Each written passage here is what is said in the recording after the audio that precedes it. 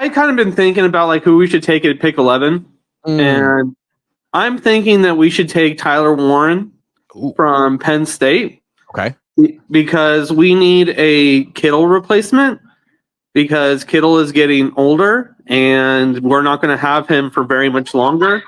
So getting a tight end that has the same capabilities as far as pass protection and also catching, I think could be just as effective and give as much offensive output as getting a tackle or another offensive lineman would be, especially if we can get Dahlman in free agency, which there's been quite a bit of buzz around that.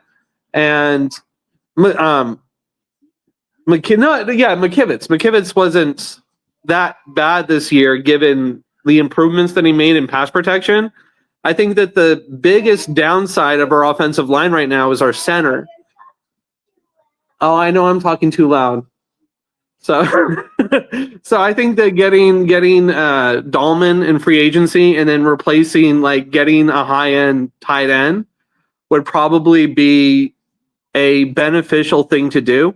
Either that or just say screw everything and get Ashton Gianti at number 11 just so that the entire fan base blows up. Getting a running back at pick 11 just for Kyle Shanahan. I think that would also be good. I mean, I wouldn't be... You want to take the best player available. If Ashton Genty, or however you pronounce his last name, what's up, dude? Who should they take with the 11th pick? Who do you think you should take? Who's going to be? Who would you pick? Don't get shy on me now. Should they take a tight end or should they take an offensive lineman? Which one? Just lineman. They should take the lineman. That's a conservative call. What are you, 30, 40 years old? But aside from that, I do agree that, Brock should be run more. I think that he can. I think that he's completely different in his running ability and instincts than Trey Lance.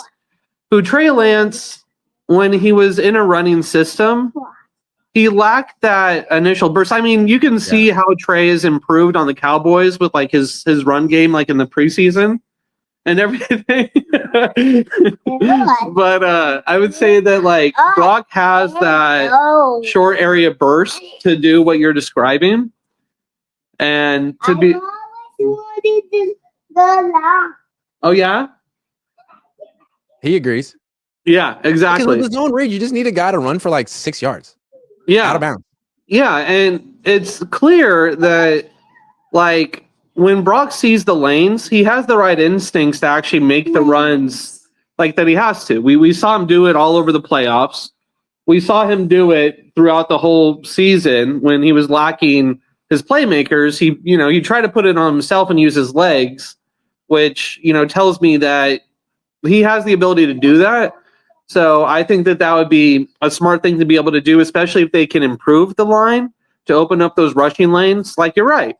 Going in the red zone, they lacked that creativity for one, but also they lacked the ability to punch it in. And so if they gave some of that to Brock and to set up those run plays for him in the red zone, I think that'd be a pretty smart thing to do. But yeah, it just seems to me if you don't have it, there's always going to be more and more teams that do, and you're just going to fall behind in the modern NFL. Yeah. Alex, good call. Yeah, I do. I will say this: the one thing that I do feel is different about this season versus previous off seasons. I mean, I know you're really critical of Shanahan and Lynch, but you gotta do you feel that this is any different with the way that they brought in Brant Boyer, the way that they brought back Saleh? I mean, there are some vibes that kind of feel like there's some growth, right? With the way they're kind of approaching it with getting rid of Sorensen, getting rid of Schneider. I mean, that's gotta bring some kind of positive direction to what they're doing. I mean, what do you think about that? Yeah, I mean, it's better than not having Robert Saleh. But let me ask you this: is Debo still on the team? Yeah. Is Jake Moody still on the team? Yeah. They got some work to do. But hey, good start. Robert Saleh is a great start. Alex, I got to take more calls, man. Thank you very much. You're welcome. Talk to you later, man. All right.